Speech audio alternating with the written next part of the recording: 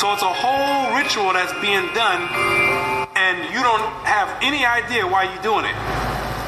You're completing a whole satanic ritual, and you have no idea why you're doing it. You're getting socially programmed to partake in this demonic custom, and you have no idea why you're doing it. So the hypnosis starts right after you finish at the end of November. And you get bombarded with all type of Christmas carols and Christmas movies and lights, different colors. And it's very obvious that Christmas has nothing to do with the birth of Christ. Because every store you go to Walmart, Walgreens, all you're going to hear is Rudolph the Red-Nosed Reindeer. What does that have to do with the birth of Christ? You're going to hear Santa Claus is coming to town. What does that have to do with the birth of Christ? And then on top of that, they mix in a small portion of religious belief just to mask it over and to cause confusion and make some people believe like, okay, you know what? Maybe it does have something to do with Christ. When at all that is a delusion and a disguise to what they have you doing already. They're building you up to finish, to complete this ritual at the end of the month. So they start all the way from November with the hypnosis, and you like a walking zombie. They implant it in your mind and working on and sending vibrations and signals into your brain waves. Getting you prepared to participate in this ritual, and everybody gets all hyped up and ramped up to do it. When you don't have any idea you're about to participate in a satanic ritual on a very high level.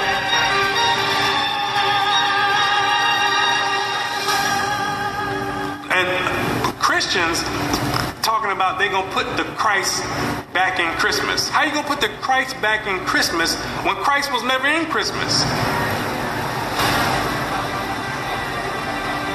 That's another delusion. Have people thinking that they're doing something right. Trying to have people rationalize in their mind for the reason that they're about to go do this ritual. Well, maybe I can just say it's the worship of Christ. No, it's not the worship of Christ. It has nothing to do with Christ, and it's self-evident. When you look on the TV, you're going to see Santa Claus. You're going to see Rudolph the Red-Nosed Reindeer. You're going to see a snowman. What does any of that have to do with Christ? Like it was mentioned before, Constantine mixed paganism in with Christianity. And eventually paganism overtook the whole doctrine of Christianity. It flooded the Christian doctrine, so there was no more remains of the actual origin of the Christian doctrine.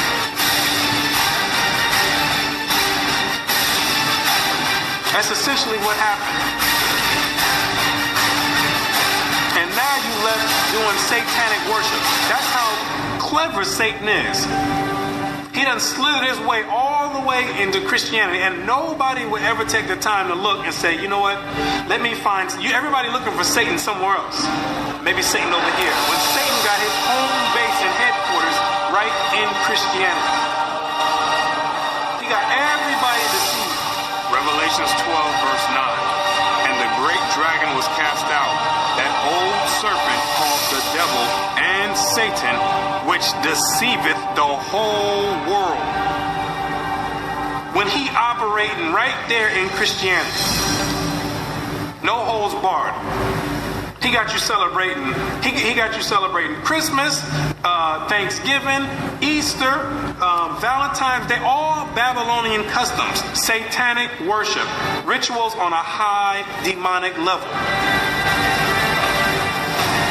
Now, and with that said, most people are still going to go and participate in that ritual. With everything being said, and they're going to try to rationalize it in their mind and make an excuse and try to say, oh, well, I'm doing it because of the family. No, you're not doing it. You're doing it is because they've been tampering with the to where you think that you have to do this ceremony, or people gonna look at you crazy. They start softening you up with Christmas carols. Everybody start acting funny around the Christmas time. All of a sudden, everybody's in this giving mood and nice and want to give hugs and kisses. Why? Because they socially and they're psychologically programming you to act that way and to give. They prepare you slowly to get ready to partake in this ritual that you will do at the end of the month. December 25th, faithfully. You're going to go, you're going to sit down with your whole family and open up presents, and you're going to be doing it in the name of Satan, disguised as Christmas or the worship and the birth of Christ, when it has nothing to do with that at all. Everybody getting all nice and friendly for the holiday season. What about the rest of the month? Why nobody's friendly then? Because Christmas is on a high demonic level. And the elite know that, and they got you partaking. Like I said, most people are still gonna go do it, and that's fine. If you want to go and celebrate Christmas and worship Satan directly on a high level, I have no problem with that. That's your prerogative. I don't have a problem with it.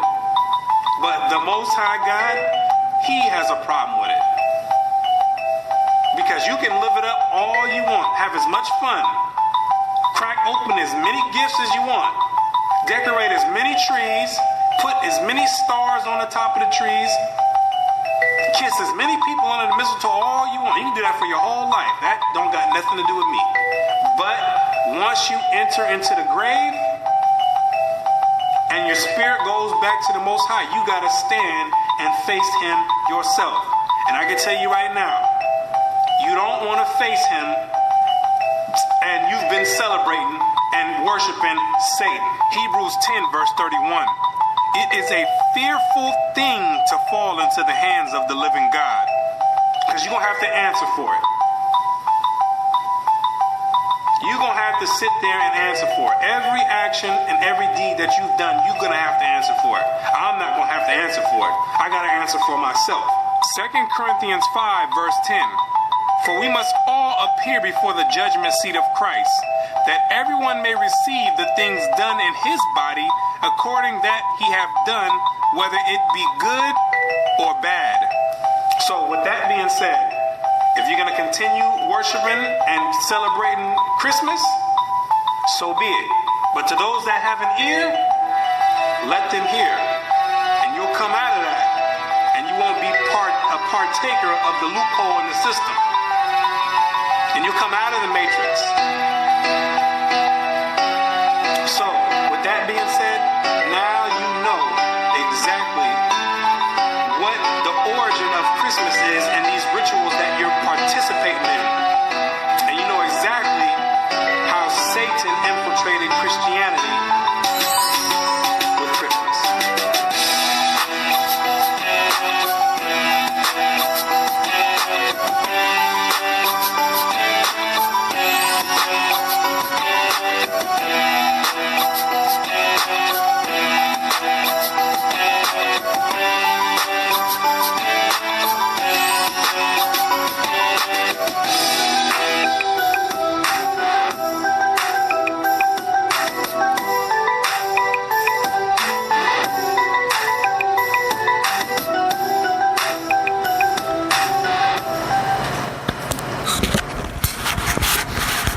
Okay, I decided to start that off with a little bit more truth. And again, the whole purpose for doing all of these episodes, so many, one right after the other, instead of just the one per week, is to really try to drive home the importance of having the information as to what is really going on. And it's so important for us as targeted individuals, because we we're already being victimized by this system in a way that is insidious, that is unrelenting, and that is just like what this brother just explained. It's being done in the dark. It's being done secretly. It's happening right before the eyes of the majority of the people in your neighborhood, in your apartment complex, on the school campus, in the dormitory, at the workplace, and they are not even aware that it's happening to you. And when you try to explain it to them, depending on who it is you're talking to, and maybe the information that you're presenting, they don't believe you. They look at you like you're crazy. Or then you have those who just don't care. It's your problem. It has nothing to do with me. Or there's that, because we do have that blame the victim mentality. Well, you must have done something. Well, what did you do? That attitude is, and what we're dealing with is similar to what this brother was just talking about. There is this high demonic holiday, high demonic rituals that are, some of them are already being performed. Some people are, some of these witches, these warlocks, they are gearing up, preparing for it, and they're going to probably start doing it, I guess, maybe in, I don't know how their calendar works, but today is the 19th, Wednesday. So, maybe 2 or 3 days from now, they're really going to, it's going to kick into gear, a little, they're going to amp it up a little more and then go into overdrive for the 25th. But, the majority of the people are not even aware that it's going on. They have no idea. They're on the surface. They've done a looky-loo on them. I don't know if you've ever watched any of those movies like Ocean's 11 and such. The looky-loo. That's where they get, look, Lou, and Lou's looking way over here. And while Lou is looking over here at the distraction, somebody's coming up, ripping him off. Okay, just picking through his pockets, looking through his suitcase or whatever, and he's just, infatuated and enthralled by something way over there on the horizon. It's a looky-loo, and that's pretty much what they've done. They've got everybody looking, okay, we're going to worship the nativity of Jesus, and look, Timmy's going to be one of the three wise men, and little Maddie is going to be baby Jesus, and Susie's going to be Mary, and Jose, we're going to Joseph, okay, and we've got this all set up, and we got the little drummer boy, and we're going to have the music. Everyone's looking at that, and they're not looking at what's really going on, where you've got, as he just explained, okay, and I've got another audio clip that I want to put on here where a fellow coming out of his accent, I'm gonna guess he's Baltimore. Okay, he's up there in Massachusetts, but he gives some clear explanations as to the origin of holly, the Christmas wreath, a little bit more on the Christmas tree. And it's really informative. He talks about the elves and what that's really about.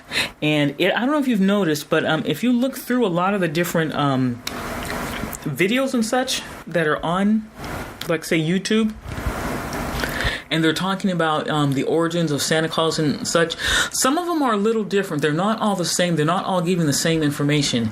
And at first I was kind of put off by that, thinking maybe, maybe the information isn't correct, because how could they all be saying different things? But then I'm guessing that what happens is when these occult practices are disseminated throughout different cultures, through different languages and different parts of the world, and just what is made available, what, items are made available, like they said, like he just explained, like in Egypt it was a palm tree, but in Rome it was a fir tree. So why? Because I'm going to assume that they probably didn't have any palm trees, in that part of Italy, and maybe there were not a lot of fir trees in Egypt. So things are going to be going to be slightly different. But they he, as you notice, he made it very clear that it all still had the same significance, and the same can be said with when you look at just some of the different explanations about Santa Claus. There were some where he was, where Santa Claus is Baal, and some of them he's Nimrod. But then when you start really doing your research, you start to learn that some of these individuals, these are the same deities, but they were given different names depending on what function they were doing, depending on the culture. Because I noticed in doing my own research around the branch that in terms of, this was also around Nimrod, that there were certain titles that they use to refer to him, differently, and some of this was done also on purpose to hide and cover up what they were doing, to create an air of mystique, to create an air, and also to create some confusion, because this was, if you read, there's a really good book, and I'm gonna put the link to this video that this brother just did. I'm going to put a link to that video because when you see it, and again, it's only I think this one was only like 35 minutes, but when you look at it, the scriptural references, because he puts the scriptures and he puts the different the citations that he's reading from, he puts them in the video, and a lot of them are from a book called The Two Babylons by Reverend Alexander Hislop, if I'm pronouncing that right. But it was written in, I want to say either the late 1800s or very early 1900s. But it's an impressive, thorough research into the connections between the Roman Catholic Church and Babylon, which is why it's called The Two Babylons. And I was thinking about doing this. I'm not sure if I'm going to do it for this. For what this kind of impromptu podcast marathon, but then maybe I will, because I still have in the back of my mind, this goal to try and do 12 videos, but I mean, I don't know, maybe it won't be. I mean, I was originally just thinking that I was really just caught up in just the zeal and the zest of this, and thinking that would be a great way to just kind of counteract what it is that they're doing with their 12 days, how they're sitting up here burning, I'm sure probably in some parts of the world they probably are still burning a giant Yule log and performing, animal and human sacrifices 12 days in a row. So I was thinking, it would be great to counter that with 12 videos that really are just giving, hardcore truths, that are just doing the work of the Most High, which is to proclaim the truth, which is to rouse and wake up his people, his children, to wake us up so that we are aware of what's going on, so that we can, as it says, and let me just turn to the scripture here real quick. See, this is what happens. I start talking, and the Holy Spirit just starts giving me all these different verses and scriptures. But this is one that, and I think I've read it before. This is, we go into the book of Revelations, chapter 18, verse 4. And I heard another voice from heaven saying, "Come out of her, my people, that ye be not partakers of her sins, and that ye receive not of her plagues.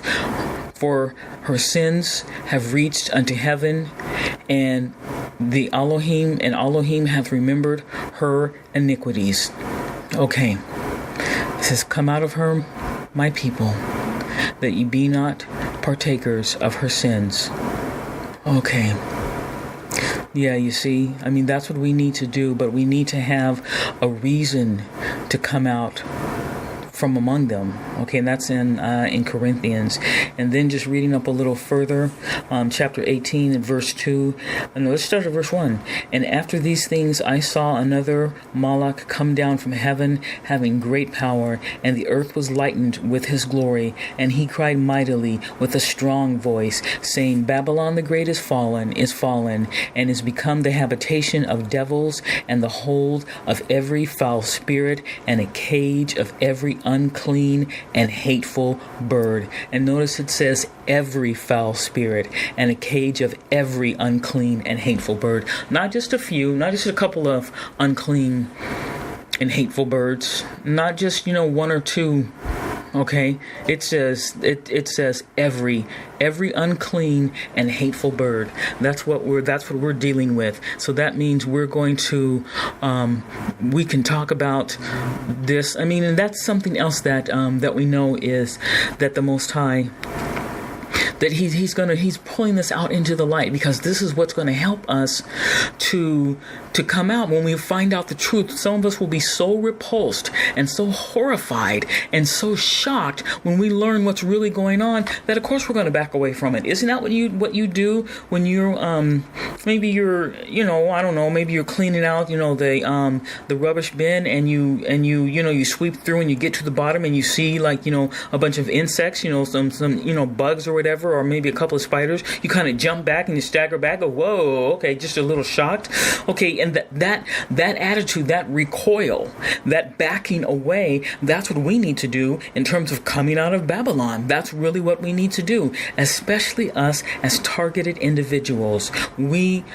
Because we're already in an even more vulnerable condition. We're already in I don't want to say it's a slippery place, but we're definitely more vulnerable because many of us, maybe not necessarily those of us who are walking this out in righteousness, okay, but it's still hard for us too, especially when you can see one of the ways that they lure, and draw people into worshiping these holidays. There's that lure. The bait is togetherness, and friendship and goodwill towards men and joy to the world. And, we're going to get together and it's harmless. We just want to give gifts. This is a time of gift giving. This is a time of merrymaking, of merriment, and we seem, because nobody wants to be a Scrooge. No one wants to be a Grinch. Okay, that, see how that baits you, because nobody wants to be, a Grinch. So, yeah, you'll go. Okay. But we know that going could be the worst mistake of our life if we go up into one of these parties. You don't even have to look at this from a religious or spiritual perspective if you don't want to. Okay. As a targeted individual, we know, especially those of us who are dealing with satanic attacks, okay, we know that if we participate in this, that we are pretty much coming into agreement with those targeteers, those perpetrators, those stalkers who are satanically, spiritually attacking us. And when we participate in the same rituals that they participate in, when we have the same symbols and the same satanic objects on our front door, okay, in our house, on our walls, on our chimneys, okay, and our hearths, okay, then that pretty much gives them the right to attack us. It opens up a doorway for them. So the same thing. So we need to not do that. And sometimes having this information is an incentive. That can be what makes us want to back away, like recoil, like we would if when we're cleaning out the rubbish and we see like a bunch of cockroaches or something, we just kind of stagger back and recoil back. Maybe having this information can help us do that. Okay, again, so I'm going to put the link to this video because again, and there's another one, the other one that I'm going to put on the audio clip where the guy is talking about just the history of the elves, and he gives a picture of like what the original elves looked like, because he makes it very clear that what we see now, in these movies, like the Lord of the Rings and where Aragorn, Strider, where he marries I forget the girl's name.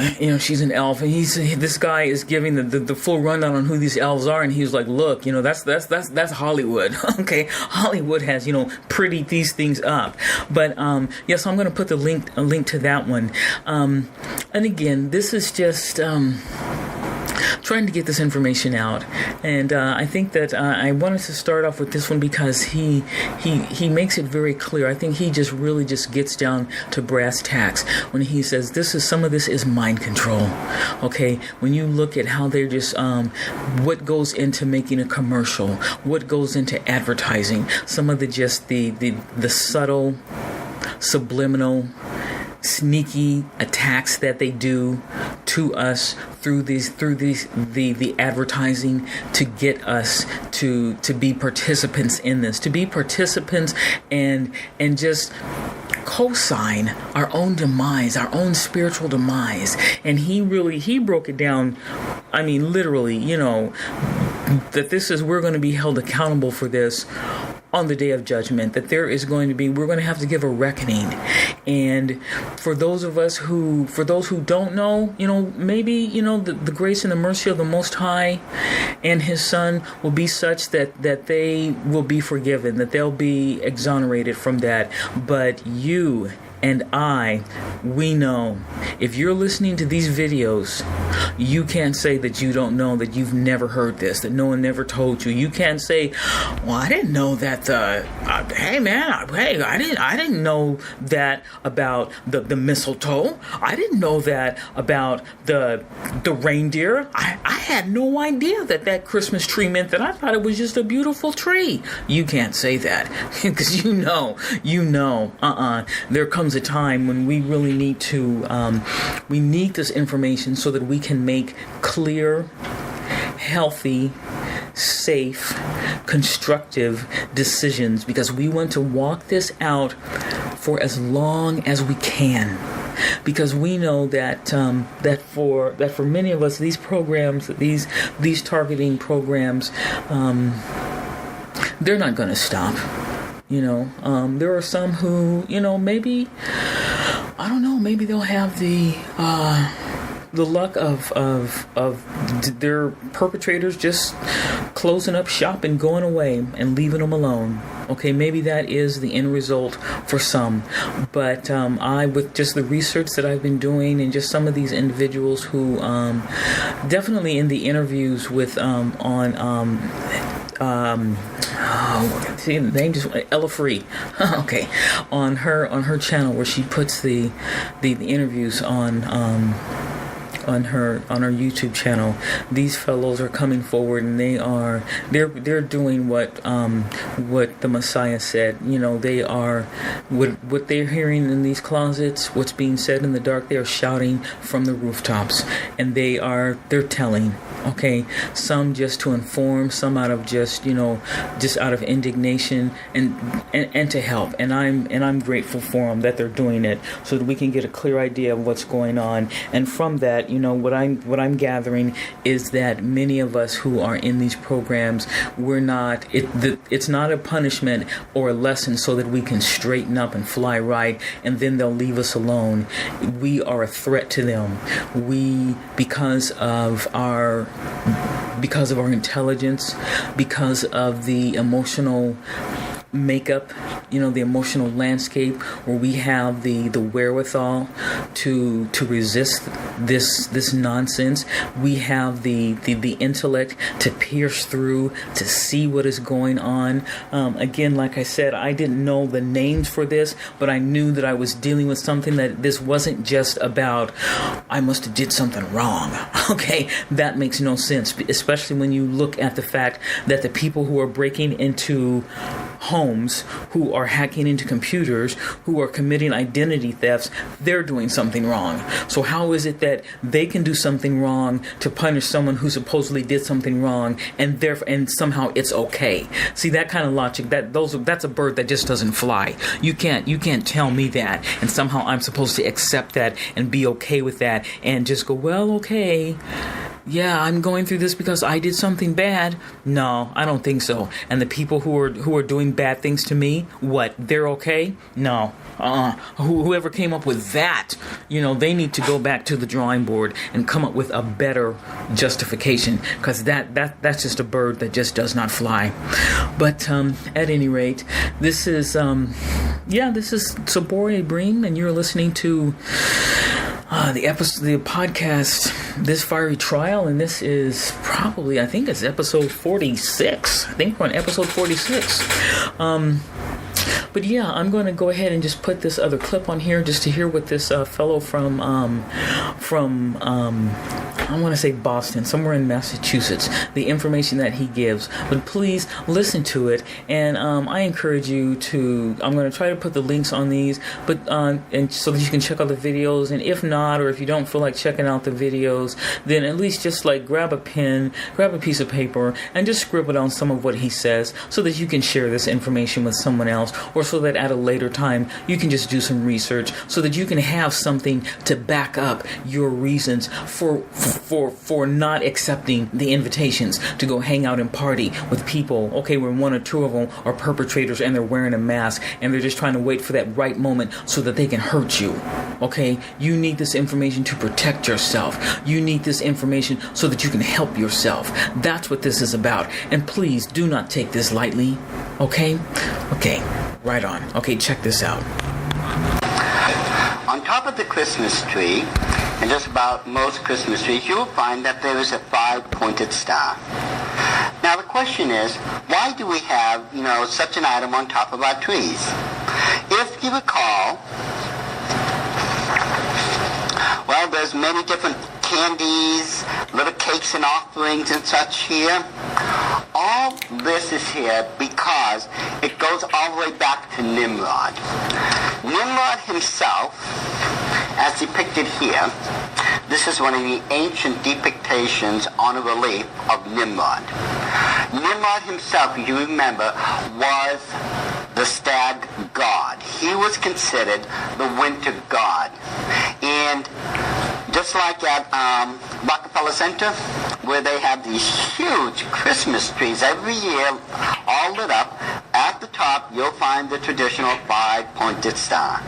Now, interesting enough, at the base, in front of Rockefeller Center, whose address is 666, mind you, and it's no accident, because if you've ever gone to that building, and I've seen it and been there before, the very top, these huge neon lights, there are 3 red 6s that will glow at night.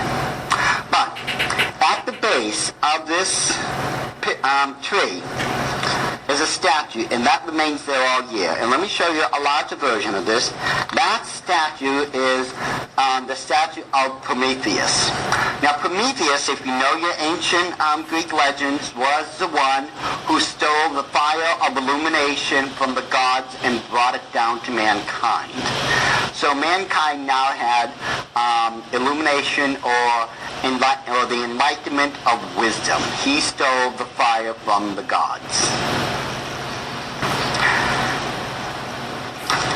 So, why are there, among other things, Christmas lights on the tree? Well, you see, there's a lot of history behind this. You see, in the old days, people from the old world, like me and others, and from the ancient days, and the people who are practicing the occult to this very day, candles would be put on top of the trees, among other things, because it was the dark times. This was a season of the year in which most of the sun was gone and it was constantly dark out. Well, candles were lit that was actually used as a beacon to the winter god, so that during the evenings he would see those lights fly over and come around your house and bless the people inside of the house in your home for welcoming him back in. This is why the candles were used, and to this very day, we're still using these seasonal lights. We've got electric lights, so we've modernized the practice of welcoming back the stag god. We put them around the tree, we'll put them in the windows, and we have these massive displays outside, in which these lights, according to the ancient occult practice now, is supposed to welcome back onto the earth the winter god. Now, part of the practice of Christmas is hanging, first of all, is the Yule log fire.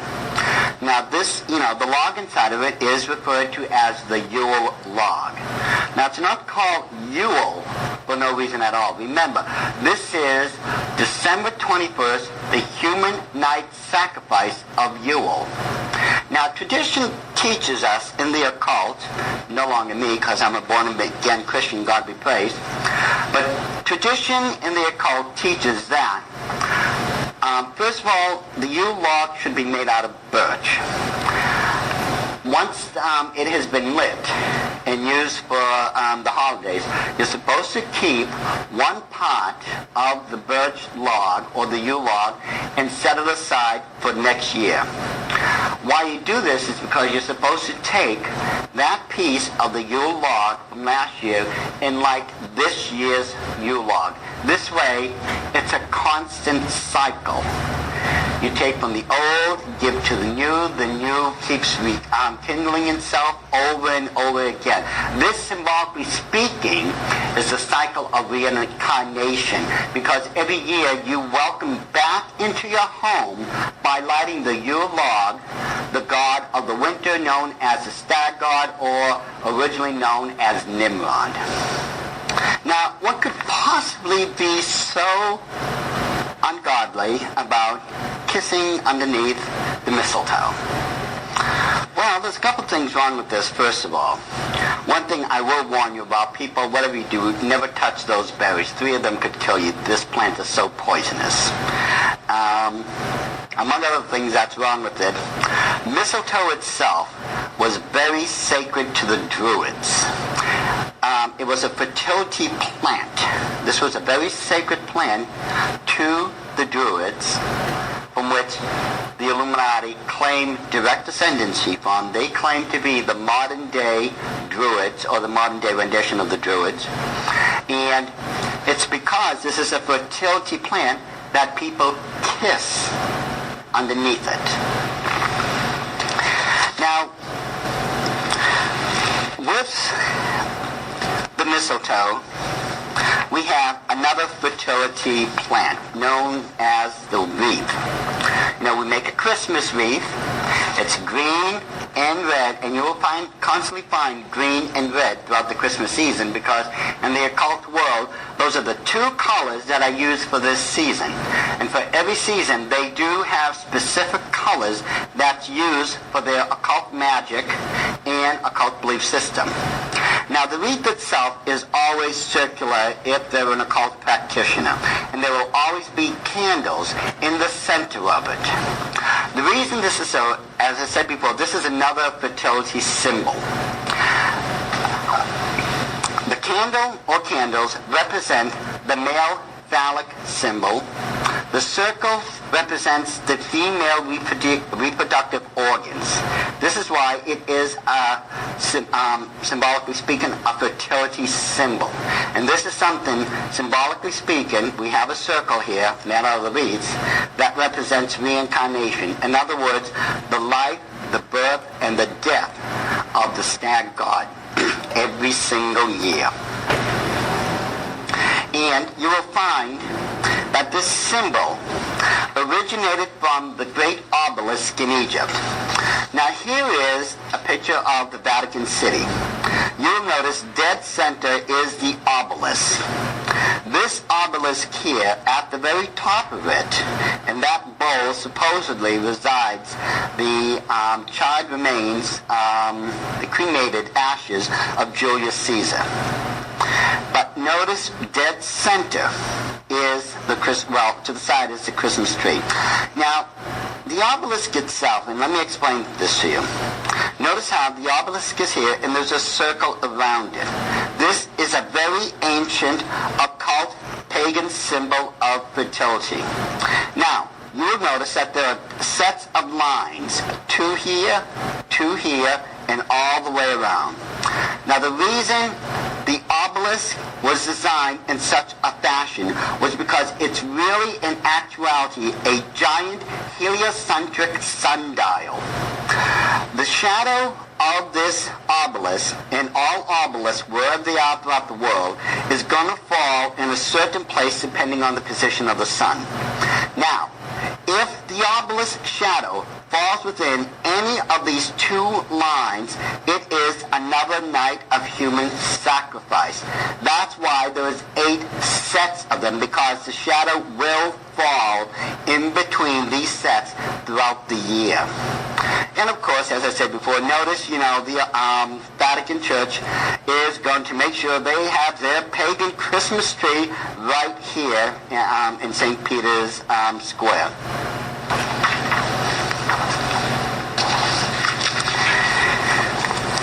And other examples of the obelisk we have here is one in Central Park in New York. This would be Cleopatra's Needle. Supposedly, this is one of the 3 needles that resided in Heliopolis when they were just dragged from Egypt and brought here to America.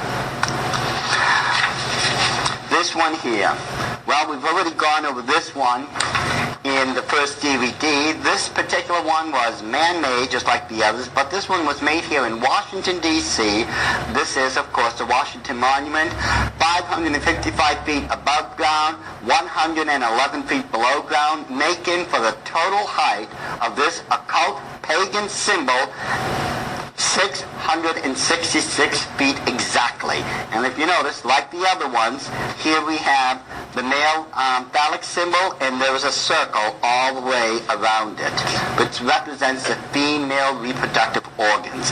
This is nothing but the ancient occult fertility symbol of Semiramis and Nimrod, just brought to the modern day through the organization of the Illuminati. Now, of course, we have another fertility symbol here. This one is the holly. These are holly berries. And again, this is another sacred plant in the Illuminati. They still worship this as one of the more sacred plants. It's another fertility symbol. As I said before, these are the holly berries.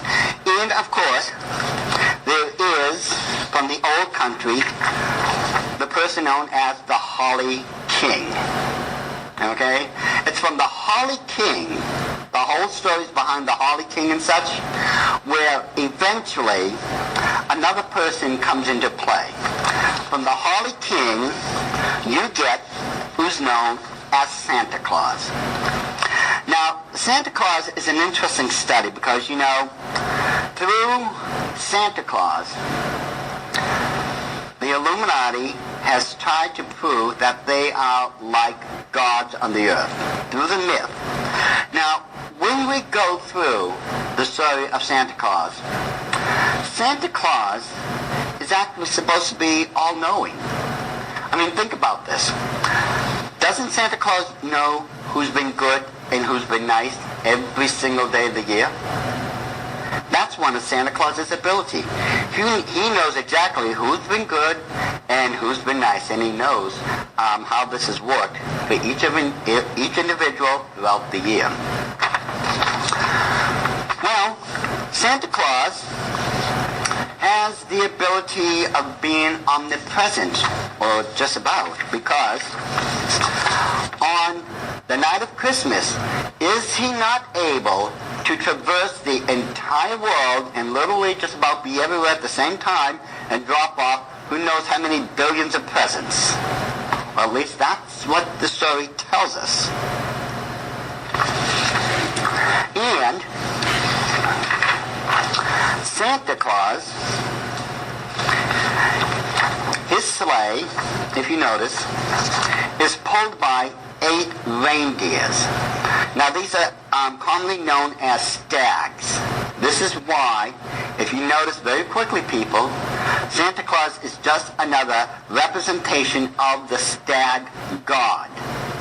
And it's for 8 reindeers, 8 for no reason at all. You see, 8 is the only number that if you put it on its side, becomes an occult symbol, which is the number for infinity. Or the act of reincarnation throughout the year. In this case, Santa Claus. Now, here we have one of the ancient depictions of the stag god. It's one of the few bronze reliefs that we still have. You notice he has the horns as a stag, and he has this bracelet here and other things that denote him as the stag god. Santa's little help is, and this is what really kills me, rather than own up to the truth, what we've done here in America, well, we've given them a cute little look, Well, these are just little helpers dressed in green and red, and they help Santa throughout the year, making toys and whatnot. But you see, the traditions of most of America, of most of the holidays, come from Europe. And the true elves of Christmas were very horrible, evil little creatures. They went around and caused mischief for everyone or anyone who came across them. And the problem is, these elves have now, ever since the 40s and up to this day, because of J.R.R. Tolkien, have now become tall, splendid, beautiful-looking beings. But Santa's little helpers, and this is what really kills me, rather than own up to the truth, what we've done here in America, well, we've given them a cute little look, Well, these are just little helpers dressed in green and red, and they help Santa throughout the year, making toys and whatnot. But you see, the traditions of most of America, of most of the holidays, come from Europe. And the true elves of Christmas were very horrible, evil little creatures. They went around and caused mischief for everyone or anyone who came across them.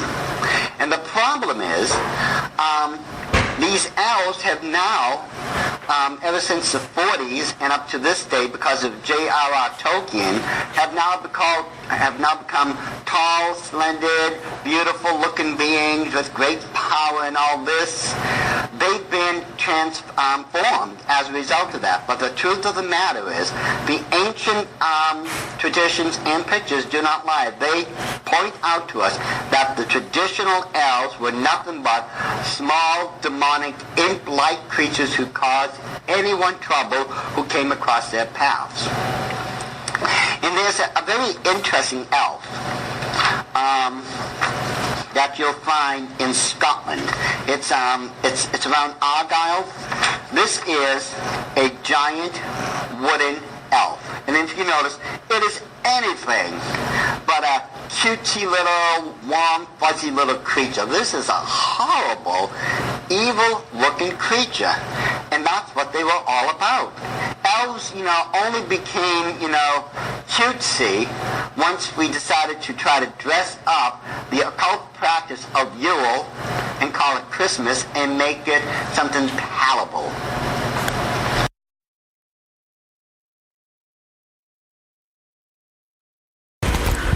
Okay, there you have it. If you ever wondered about the wreath, if you ever wondered about the holly leaf, the holly berry, if you ever wondered about the mistletoe and the lights and the candles, well, this fellow just explained it all. Okay, and as I pointed out, I think either at the beginning of this one or in one of the other ones, when you when you start to do your research, you'll find that there are some explanations for, like, say, the origin of Santa Claus or the origin of this or the origin of that. How sometimes it's kind of different, and I think sometimes it has to do with the specific the individual culture. Like I think some of the reasons behind why it was done in, like the Scandinavian countries might be different, or the name of the deity, or the actual, a little like variation in like the tree that they use or the time period, like maybe there might be a day or two or a couple of days discrepancy, or the reasons that they were given behind it might be different than, say, those who are maybe their background is maybe British, or maybe their background might be Celtic. But so there, I noticed that there was like a bit of a discrepancy in that area. But in the end, when it all boils down to is that it's paganism. These are fallen deities, basically fallen Moloch. The Gentiles call them angels. These are fallen angels who basically, if you're a fallen angel, you're a demon. That's pretty much how I view that, and that's really at the core of it. And all of those demons, in the end, they all give reverence and they all give homage to Satan, Lucifer, the devil, the great dragon, the great serpent. Call him what you want. That is at the bedrock of all of this. And okay, there was something else that I was thinking about doing this in a separate broadcast, and I might do so, but something that I wanted to make clear is that, when you really start getting back into the background of where these practices originated, sooner or later you start to look at the Catholic Church, specifically the Roman Catholic Church. Not so much the Greek Orthodox Church, but the Roman Catholic Church. And that might simply be just because of the area of the world that we're in. This is the Western Hemisphere.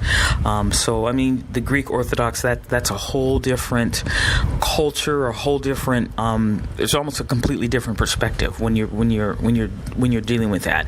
But I noticed that a lot of this goes back to the Roman Catholic Church.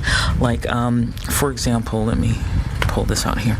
There's this, again, the book, The Two Babylons, by, it's the Reverend Alexander Hislop, and I know that I have mentioned and referenced him in a couple of other videos that I've done, but the full title of this is called The Two Babylons, or the Papal Worship Proves to be the Worship of Nimrod and His Wife, by the Reverend Alexander Hislop. And basically what he is, when you talk about papal worship, of course you're talking about you're talking about the Catholic Church, specifically the Roman Catholic Church. And I started to look at that. I mean, like I said, when you start to it doesn't matter what topic you start to investigate. When you do so, depending on how far back you go, depending on how thorough your research is, two things are going to happen, I've noticed. One is you will see how it is connected to another issue, to another false doctrine. And you start investigating that false doctrine, and you realize that it's connected to another false doctrine. And these are all connected. So there's no way that when you look at this, like, remember, the whole reason I'm doing this is to give information that I acquired, which helped me as a targeted individual, as a victim of gang stalking, to step away from that, because I realized, in all honesty, I realized earlier it had nothing to do with gang stalking and targeting, but I realized earlier that a lot of these holidays, this is all a sham. This is all just a money-making enterprise. I realized that. And an ex-boyfriend of mine, him and I, we just decided, early on, this is nuts. So we let go of it at that point. So I already knew that. But I was still, like a lot of people, I would still go to different, events. I'd go to different, holiday events. I had no problem with that. I'd, get the Easter candy. I'd eat the food sacrificed unto idols. I just wasn't giving my money to it. I wasn't just, I wasn't that deeply invested in it on that level. But so then when I started returning to the Most High, when I started repenting, when I started really just opening myself up to the Most High and to His Messiah, who is my Master and my King, Yahushua, then I started to gain a different type of strength and a different perspective on this targeting.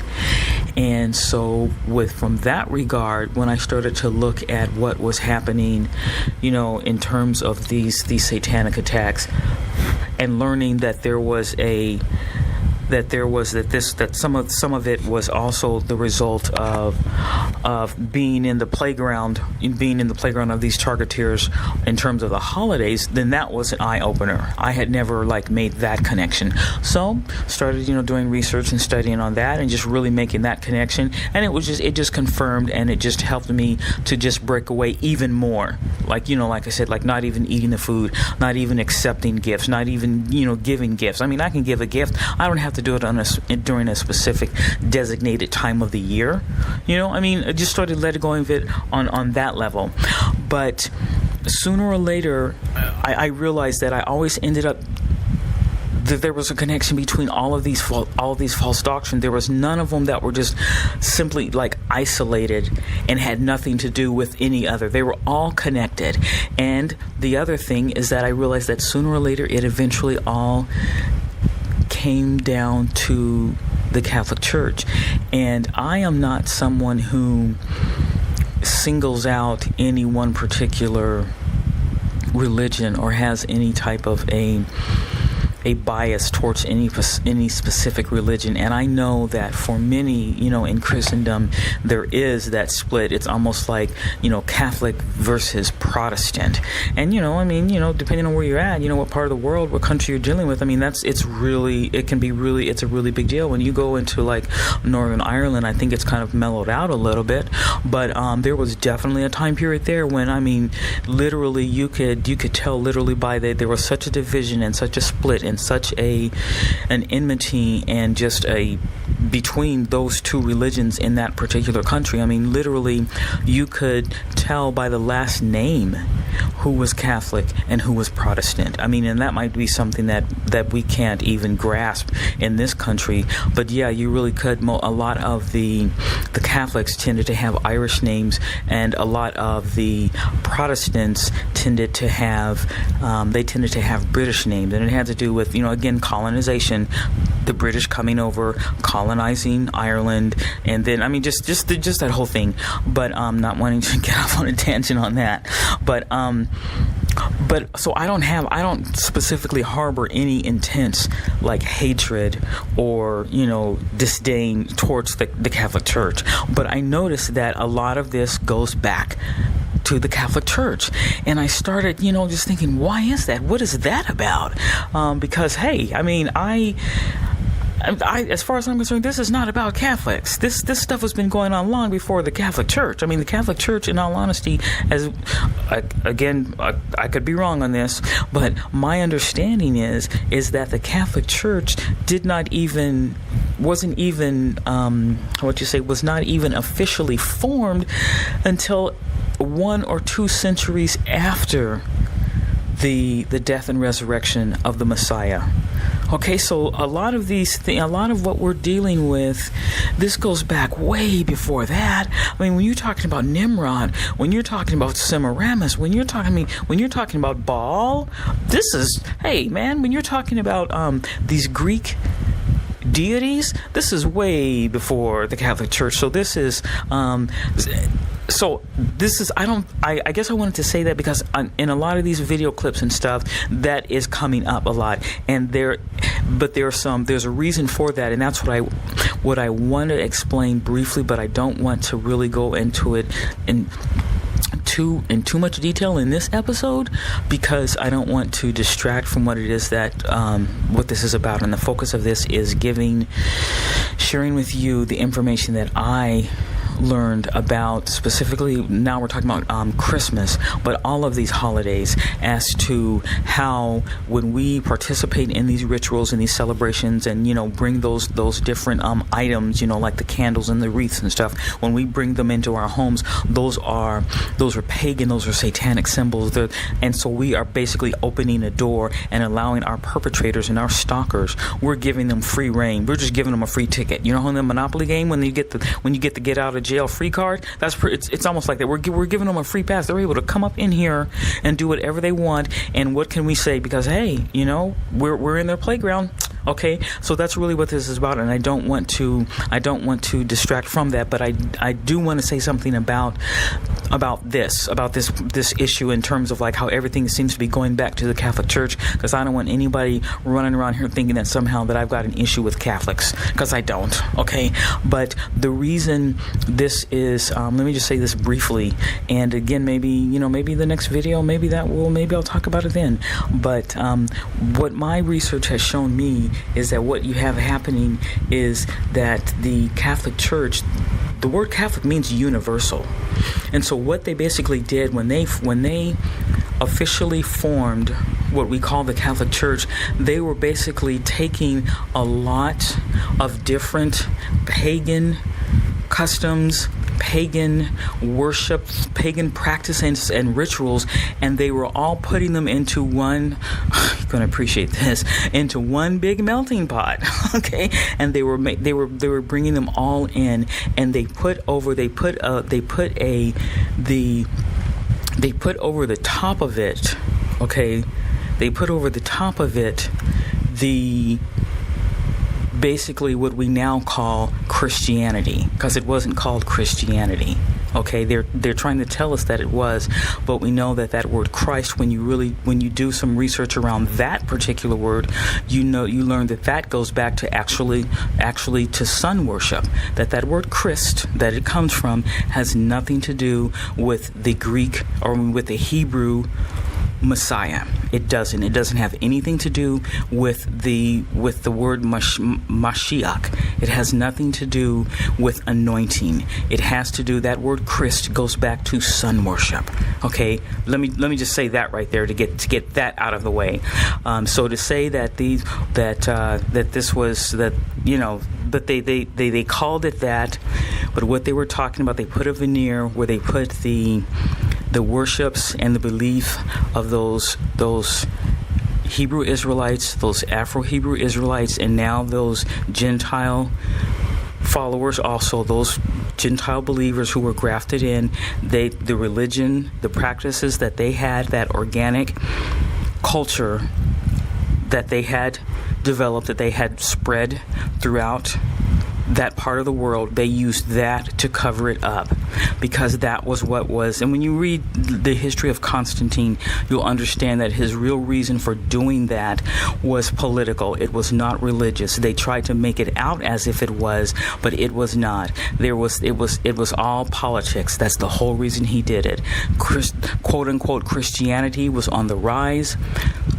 There were a lot of people who were converting to that, and as a way to seem benign, as a way to unify everything, to have a unified front, it behooved him, it behooved his throne, his administration, whatever you want to call it, it behooved him to have all of these others join in, because quote-unquote Christianity had nothing to do with any of that. Christianity was opposed to all of that because it's false worship, because it's pagan worship. And there was always that split, because the Christians were always insulting these people because of their beliefs, and because they would tell them straight out, we don't worship, that's a fallen deity, we ain't worshiping that.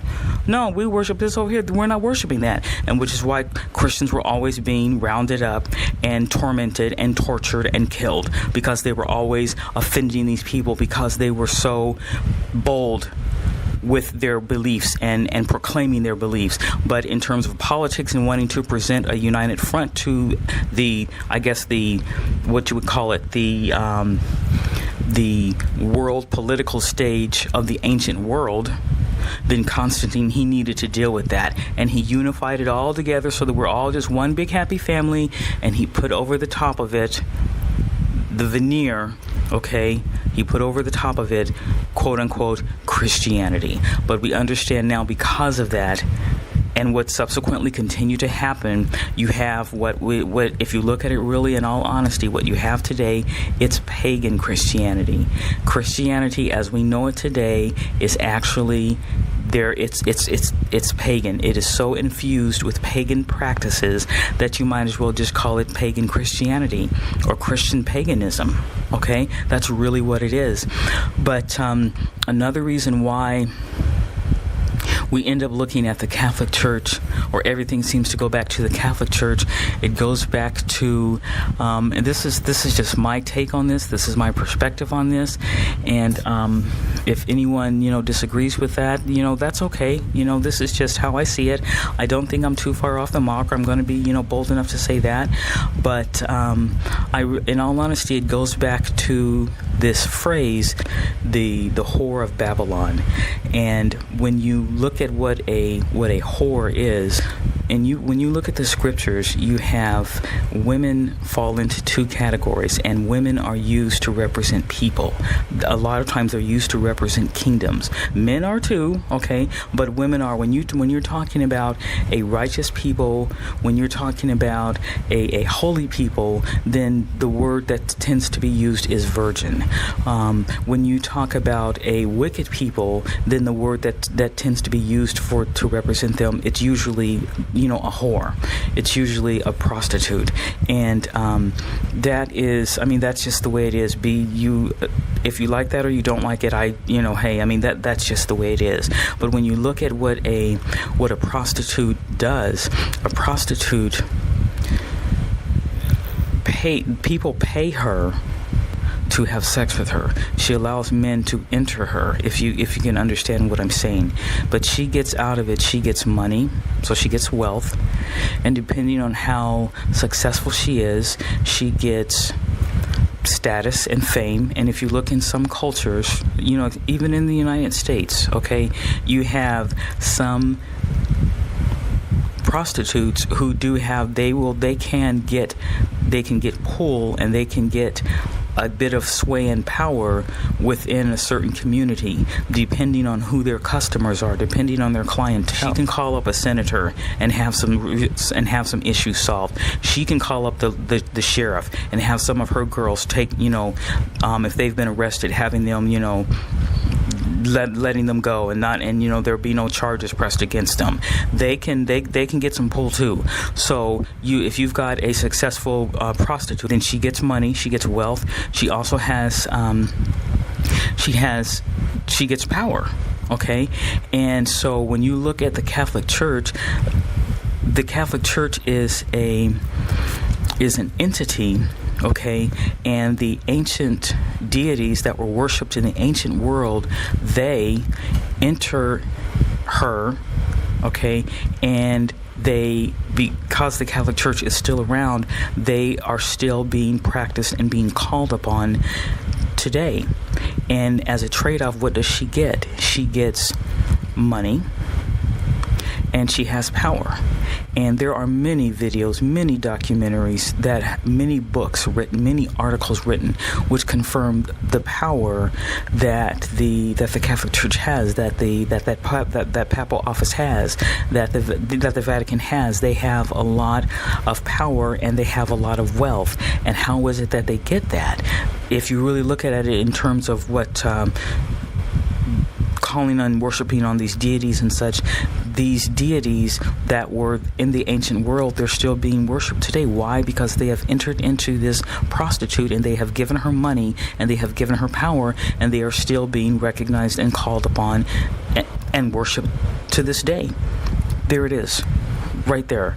That's really why that's happening. Because if you look at it, it's not amongst the Buddhists, it's not amongst the Hindi, okay? It's not amongst the Taoists, it's not amongst, you know what I mean? It's the reason we still have those statues of Semiramis, the reason we still have rituals and holidays surrounding Nimrod, surrounding Baal, is because of this church and the power that it has, and that they are still allowing that to happen. They're masking it over.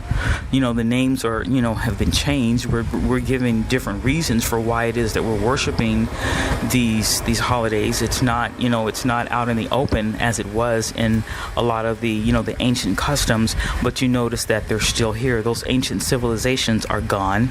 Okay? We don't even know, depending on who you are, you don't even know which part of the world those cultures, those civilizations were at. We know that it was somewhere over there in the East.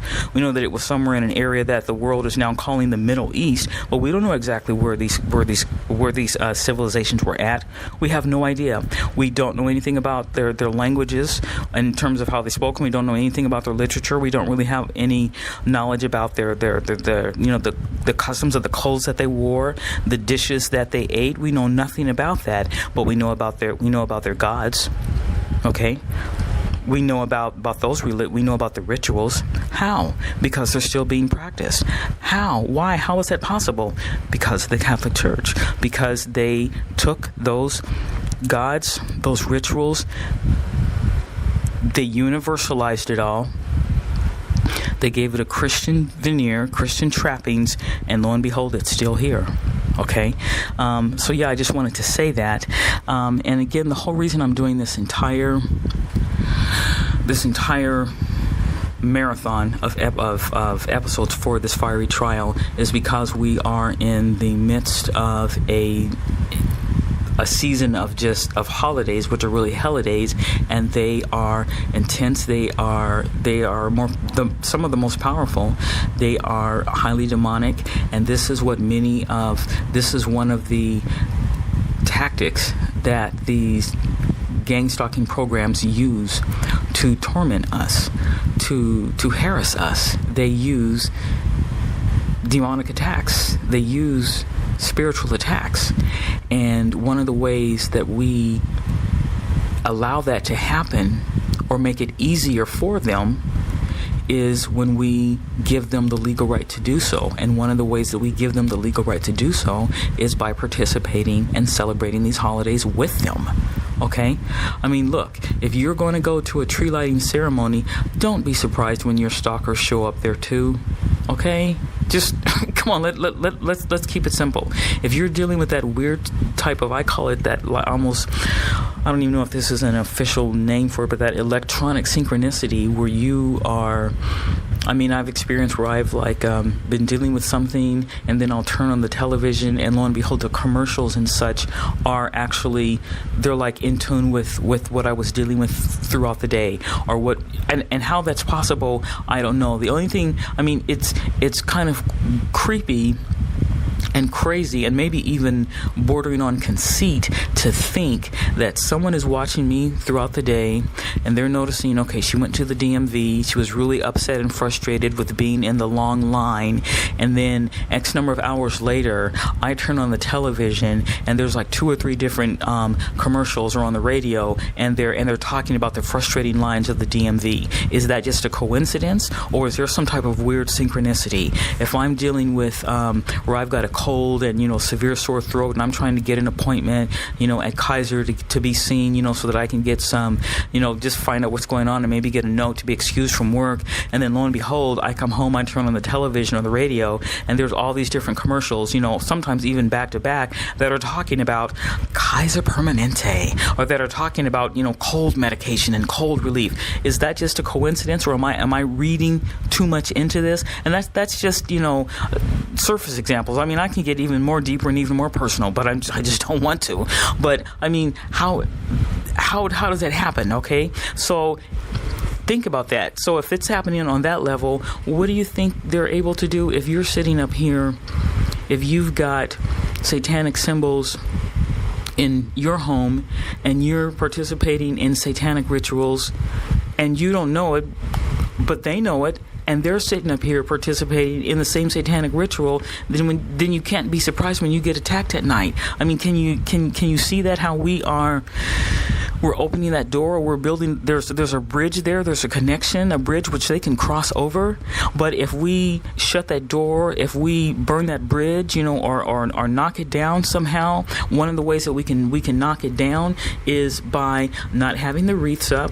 Because remember what he talked about, he was saying, literally that they have colors that they use, green and red. And I noticed that, but I had always thought, growing up, that it was just the green because of the evergreen tree. This is what I thought, but I didn't get it. I didn't know. But so when we're doing that, when we're have our home decorated with the Christmas colors, and we've got the Christmas tree lights, and we've got the wreath up, and we've got the holly, and we've got the mistletoe, and we've got all of that.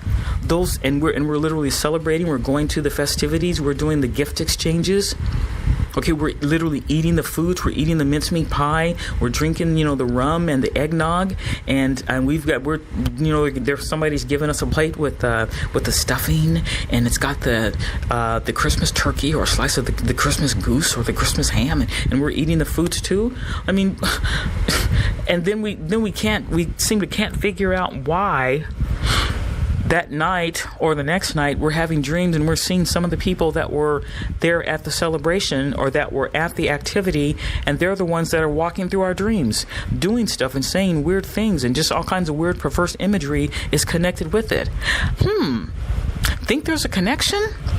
I think that there is, but so yeah, that's why I'm doing this, is because we need to protect ourselves. We need to guard ourselves against that. And one of the ways that we can protect ourselves is to not participate in this, right? I mean, isn't that what you instinctively do anyways? When you know that there are different stalkers who are messing with you in a severe way in a particular grocery store where they're, crowding you, making it so that you can't get to your, let's say you're in the produce department and you can't get over to, you want to get maybe some some onions, or look at some of the tomatoes, and they keep bumping into your cart and blocking your path, or all of a sudden you get to the checkout line and there's all these different food items in your cart and you didn't put them in your cart, and they're mean mugging you and doing the color coding while don't you almost after a while, if it's possible, you don't go to that store anymore, right?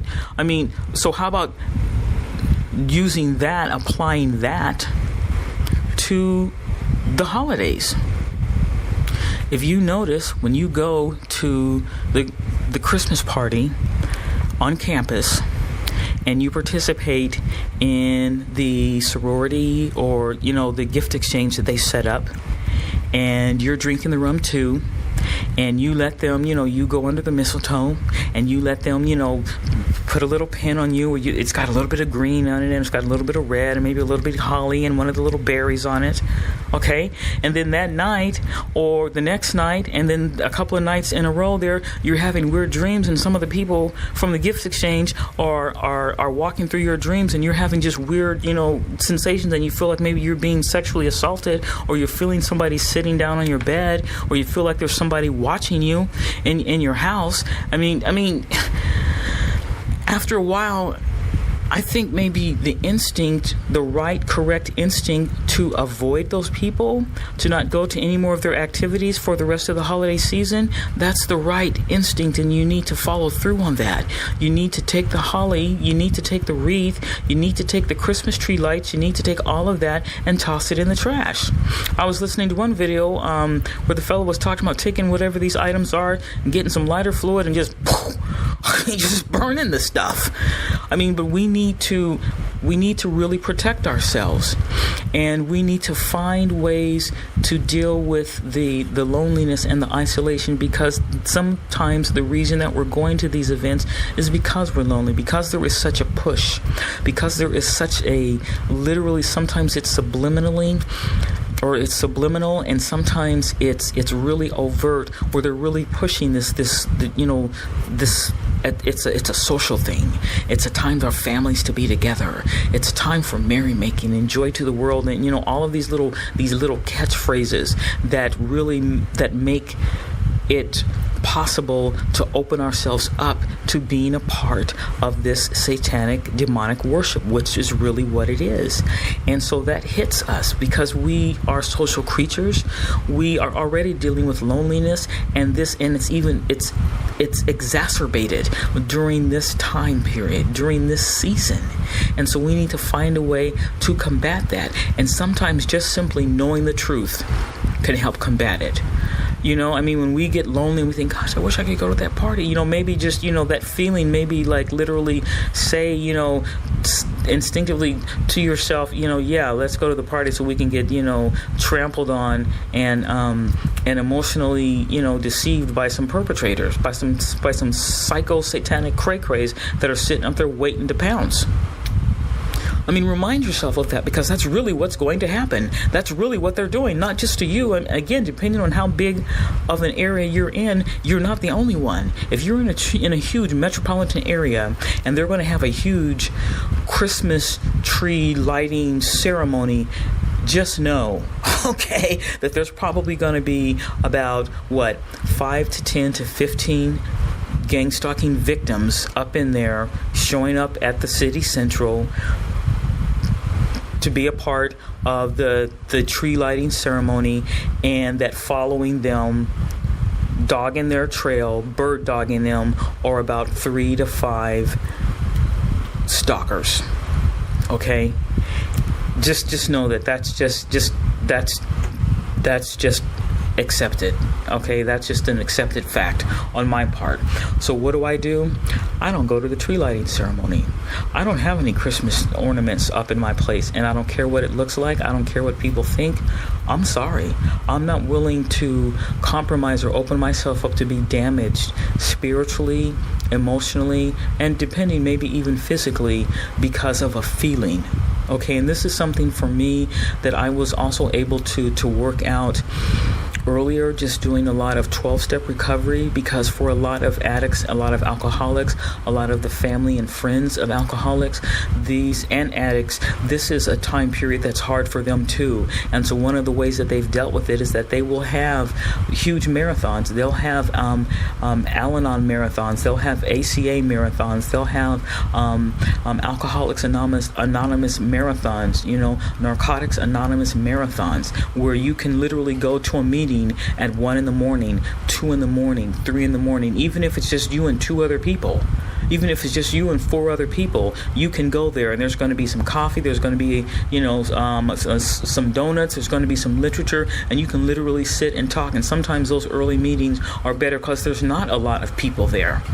But so they've dealt with that. They know how to deal with this, because it is already a hard time. And one of the things that I learned in going to those meetings, Al-Anon and ACA meetings, is that even though it's promoted as like this big, powerful thing, and it's family and it's friends and da-da-da-da, in the end, you're looking at only a couple of days.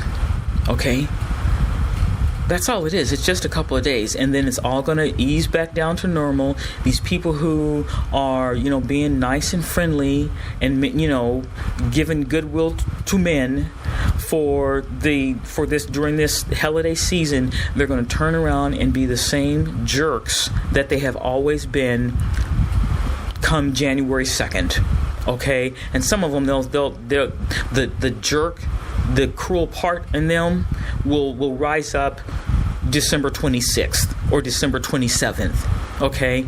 So, I mean, sometimes doing something like that can help ease some of the loneliness and some of that drive, is realizing that these same people who are all smiles and, wearing the nice little Santa hats and, giving everybody the little, the whatever little trinket or little gadget that they're passing out.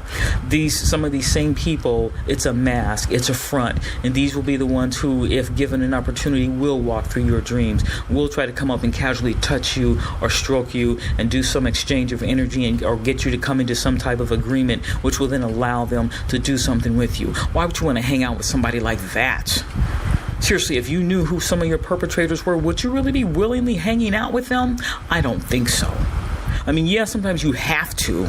Okay, if it's literally like, in a workspace situation, okay, where you have to hang out with them. If you're at a doctor's office and you realize that 2 or 3 of the people who happen to wander into the waiting room and take a seat and pick up a magazine, that they start coughing, and maybe one of them has on red shoes, another one might have on a red belt or a red jacket or a red backpack or whatever, and they start coughing and they start whistling. Well, you have to stay, because you're trying, you set an appointment. You need to follow through on your responsibilities.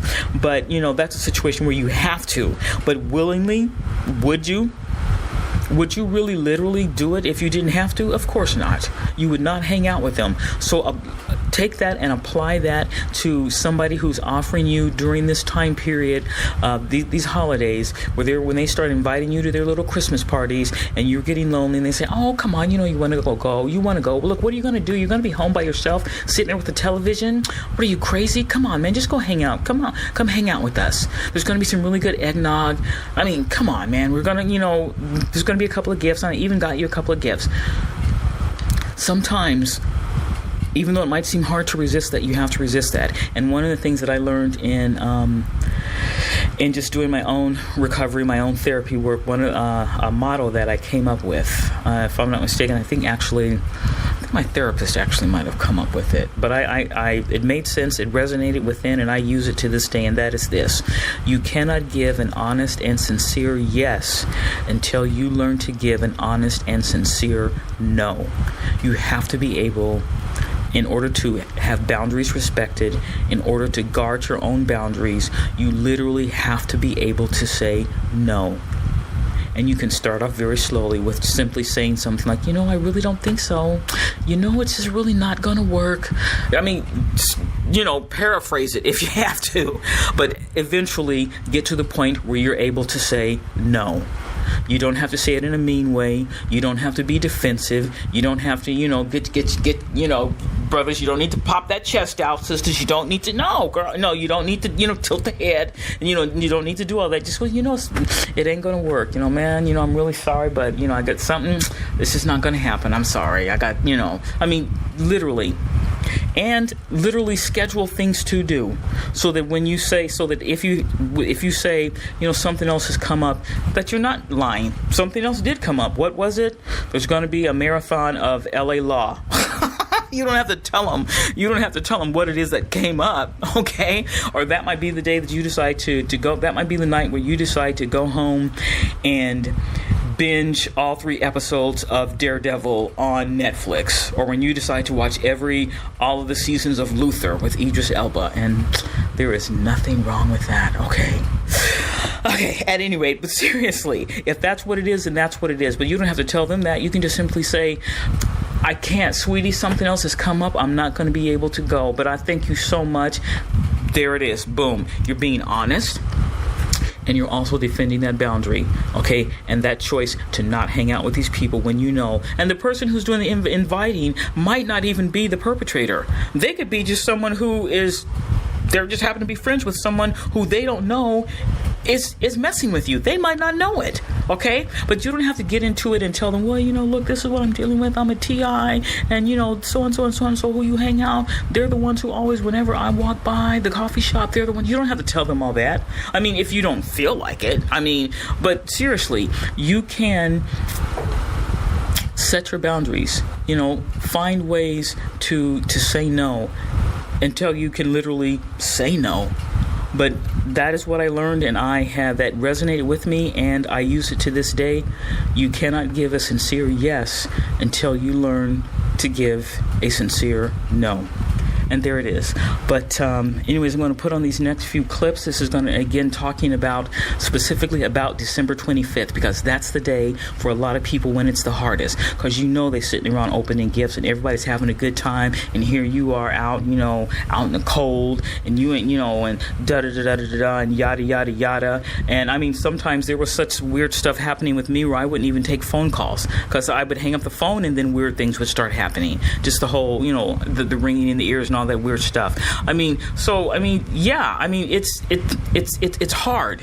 Like, this is not easy. Okay, that's why it's called a fiery trial.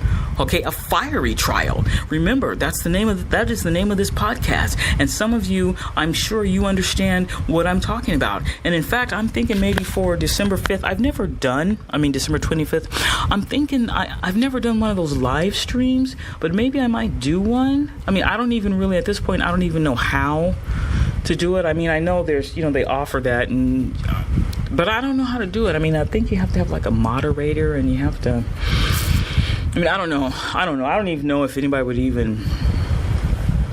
even come on. It might just be, if I were to do one of those live streams, it might just end up being me and the laptop. I don't know, but I think it would be neat if we could, do something like that. That would be really, That would be really cool, because that is a hard day. Because that's when, we know that there are going to be, the people who, that we do have some type of a close connection with, that they are going to be doing gifts and they are going to be having really good meals. And, hey, I like stuffing like the next person. I like, dinner rolls. I like taking the dinner roll and, putting some butter on it and dipping it in the juice from the yams and stuff. I mean, I like that stuff. I like candied yams. I like all that too. But at the same time, I don't like it enough that I'm going to sit up here and set myself up, leave myself open to be spiritually attacked by some people who are just fronting.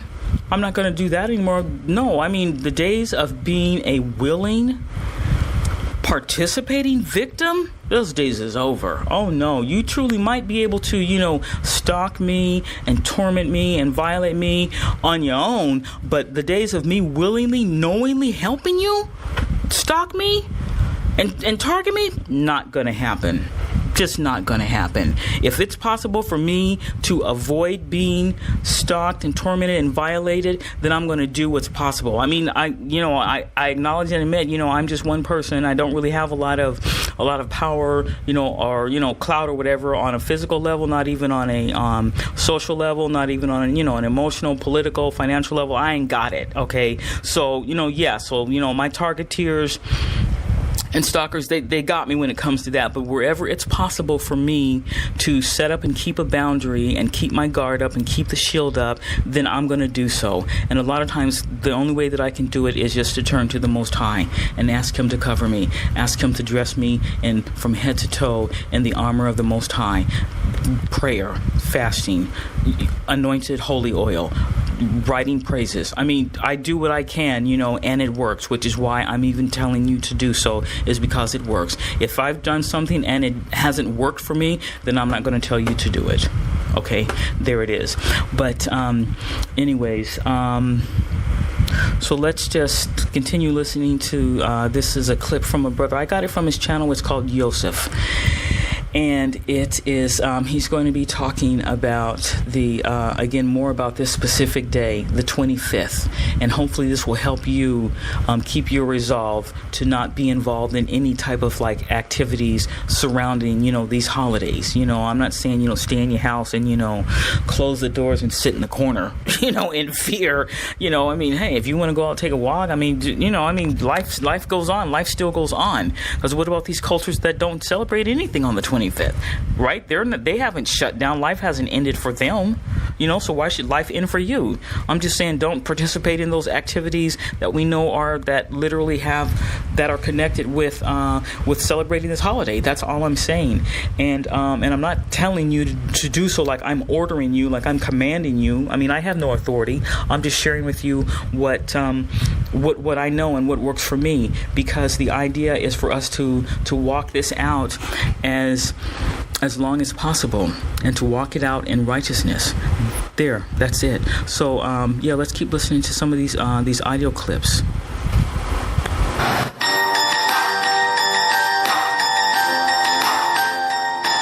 The Christmas tree, another paganistic custom and ritual that stems all the way back to ancient Babylon. It's the same exact God that worked his way all the way through and made his way all the way up to Christianity. It's the same exact deity. Most Christians don't even know that the Christmas tree is in the Bible. God condemns dealing with the Christmas tree. It's an abomination. He tells you not to deal with it. Any Christian that has read the Bible, the reason you don't know it's in the Bible because you've never read the Bible. Most Christians never read the Bible. Because if they did, they would know they're not supposed to be dealing with a Christmas tree or any other type of tree, putting ornaments and putting presents underneath it. You would know that it was an ancient custom and a heathenistic custom and a paganistic custom and a satanic worship and Luciferian doctrine. Jeremiah 10 and verse 1. Hear ye the word which the Lord speaketh unto you, O house of Israel. Thus saith the Lord, learn not the way of the heathen, and be not dismayed at the signs of heaven, for the heathen are dismayed at them. For the customs of the people are vain. For one cutteth a tree out of the forest, the work of the hands of the workmen with the axe. They deck it with silver and with gold. They fasten it with nails and with hammers, that it move not.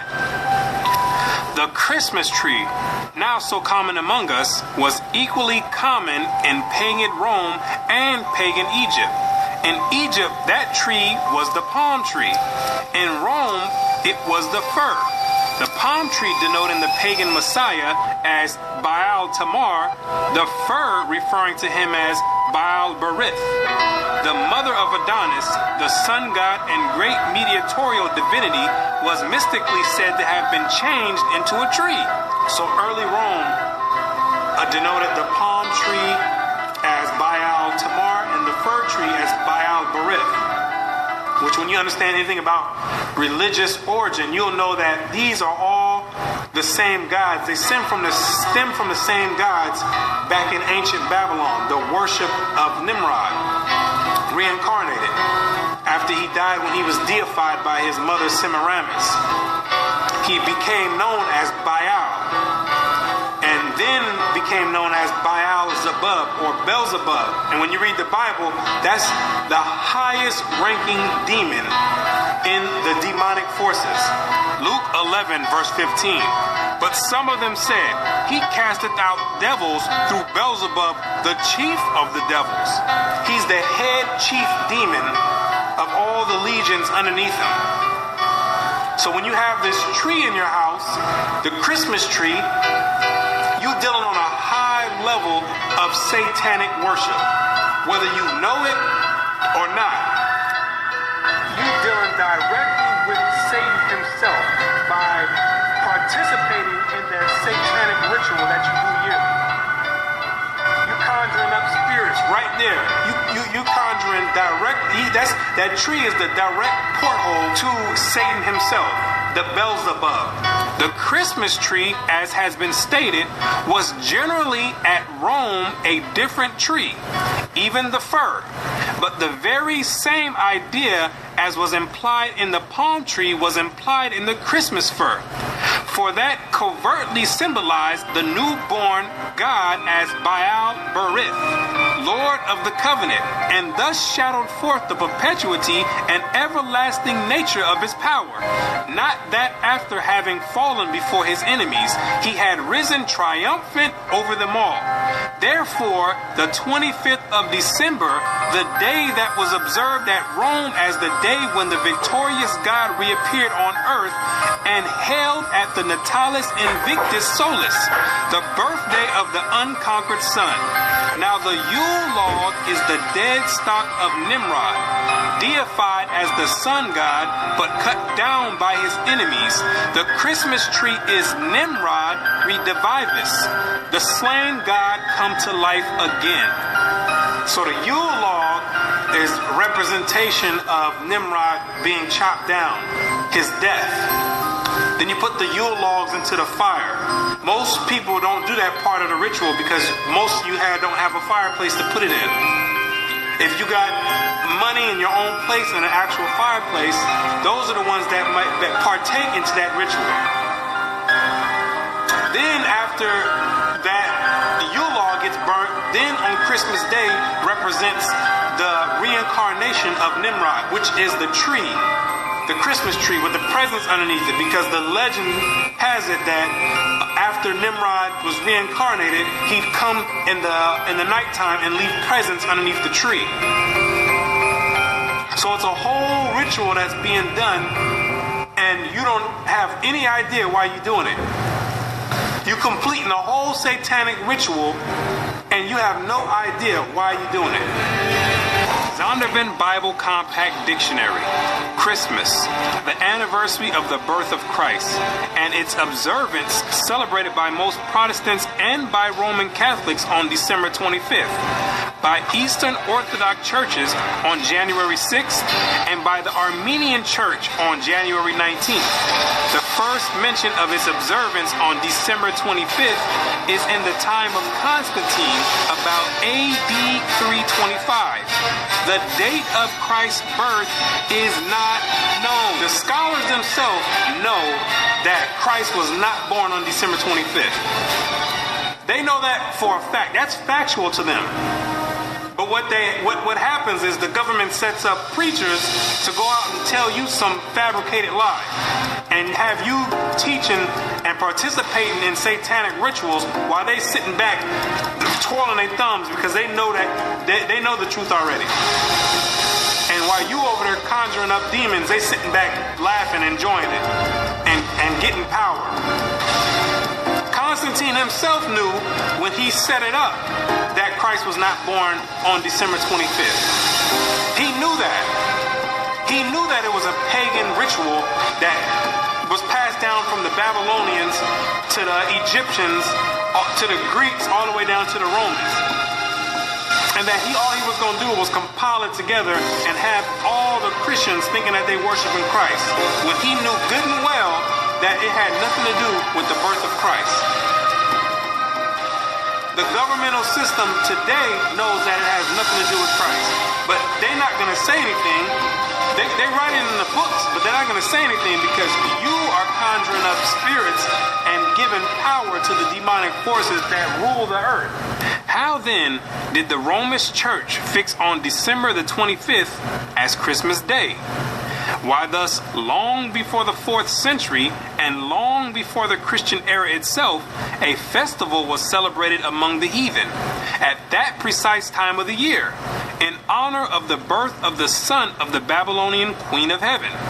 During the time of the Romans, they had a celebration during the same time of the year in December called the Saturnalia, where they would walk around and give each other gifts, sing songs, and have a bunch of orgies, a freak fest. It started out with 2 days, from December 17th to December 19th. Then it was extended to a week. So the Romans of antiquity were already celebrating Christmas before they knew anything about a Christ. The difference is they were celebrating and worshiping the Babylonian god Nimrod, reincarnated as Tammuz.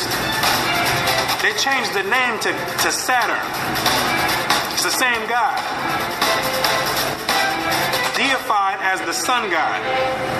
And they was paying homage and worshiping him at that time, before they had heard anything about a Christ. And if you know anything about history, Rome is the one who branched off and gave everyone their religion. Rome, that's where your Christian church comes from. That's where your Catholicism comes from. The Protestants, the Baptists, all those stem from pagan Rome. And that's where you get your Christmas from. They were celebrating Christmas before they heard anything about a Christ. They was already celebrating Christmas. And it may fairly be presumed that in order to conciliate the heathen and to swell the number of the nominal adherents of Christianity, the same festival was adopted by the Roman Church, giving it only the name of Christ. This tendency on the part of Christians to meet paganism halfway was very early developed. During the time of the Roman Emperor Constantine, Christianity had already been hijacked already. So Constantine had a diabolic plan to gain converts and to have all people come together under Christianity. But a lot of the pagans of Rome didn't want to come under the guidelines of Christianity at that time. So Constantine devised a plan and said, you know what? Don't worry about it. You like that Saturnalia? You don't have to give that up. We're going to incorporate that together with Christianity, and we're going to call it Christmas. So therefore, we can have the best of both worlds. We can have you still worshiping the god of Saturn, but all we'll do is we're going to put the face of Christ over it. And when the pagans heard that, they're like, well, we're on board then. If we can still continue to do Saturnalia, then we have no problem joining forces with the Christians. Because Saturnalia was the way that Christmas is celebrated today. That's how large of a scale Saturnalia was. It was the the most prominent festival of the Romans back then. And we find Tertullian, even in his day, about the year 230, bitterly lamenting the inconsistency of the disciples of Christ in this respect, and contrasting it with the strict fidelity of the pagans to their own superstitions.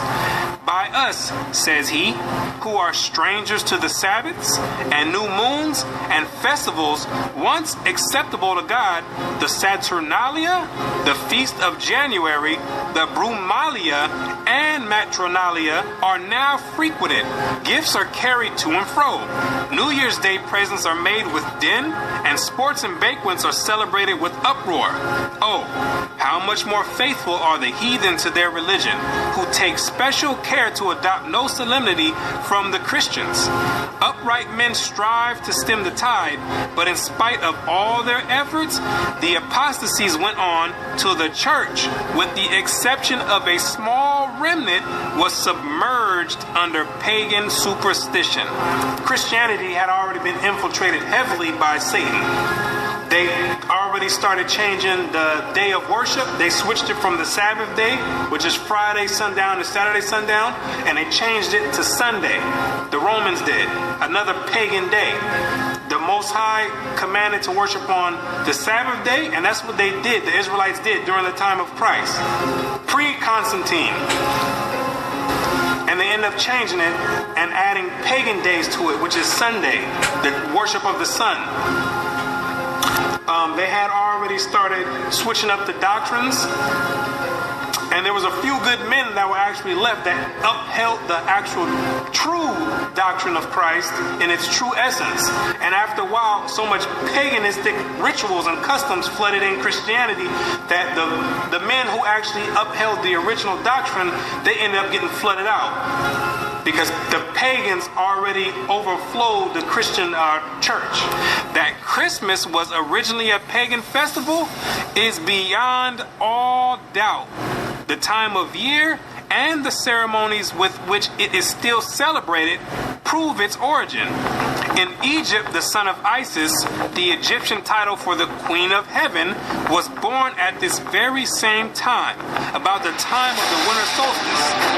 The very name by which Christmas is popularly known among ourselves, HELL-iday, proves at once its pagan and Babylonian origin. Yule is the Chaldee name for an infant or little child, and its 25th of December was called by our pagan Anglo-Saxon ancestors HELL-iday, or the Child's Day, and the night that preceded it, Mother Night, long before they came in contact with Christianity. That sufficiently proves its real character.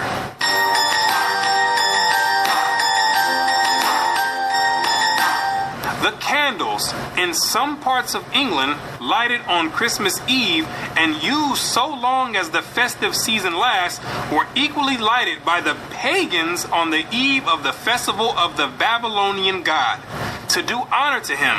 For it was one of the distinguishing particularities of his worship to have lighted wax candles on his altar. The lighting of the candles, when you and your family are all getting together smiling, lighting candles, yes, that means something. It's an ancient Babylonian custom, commemorating and worshiping the birth of Nimrod, Satan himself. See, people think these customs just popped up out of thin air, when they've been around all the way since the beginning of time. And they have overflowed and found their way and crawled their way down into modern day society today. It's the same customs, just being repeated and another name masked over it. Back then, it was Babylon. Today, it's masked with Christ. It's the same exact custom. Same ritual, same custom, same worship. Same exact God.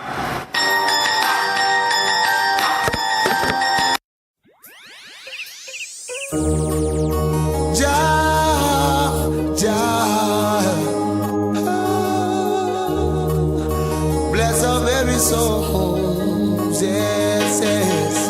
There must be a just reward for those who work hard for the Almighty. Jah, thrive with those who thrive with thee.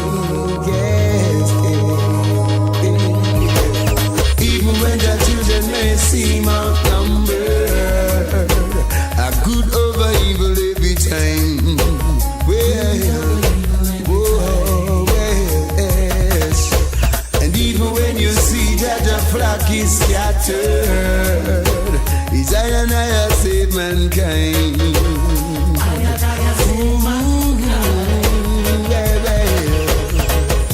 I see the wicked spread themselves like a big tree, soon to be cut down and then cast away.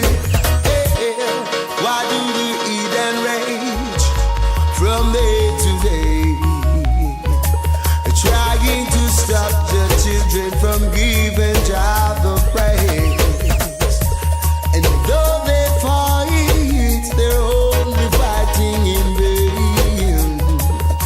'Cause by right, your children should rule and reign. Even though they seem outnumbered, it's good over evil every time.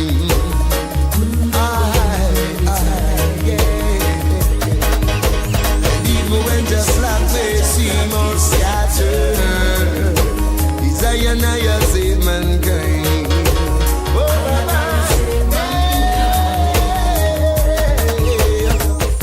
Who's got eyes and let him see?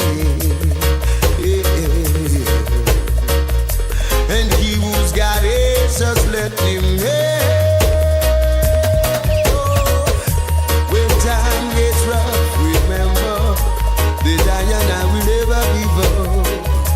You'll put Diana in the fire, like Shadrach, the Meshach, and the Abednego. And Diana will never get burned, 'cause Jah is with Jah. So I will rise and manifest love and righteousness from east to west. So even though the children may seem outnumbered, it's good over evil every time.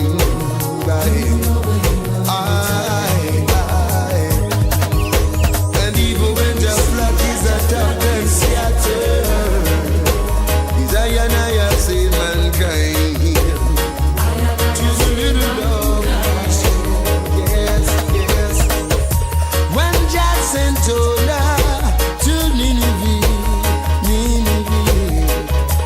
to speak the words of prophecy. Children, that if they should rearrange, if only one man should change, then the city would be saved.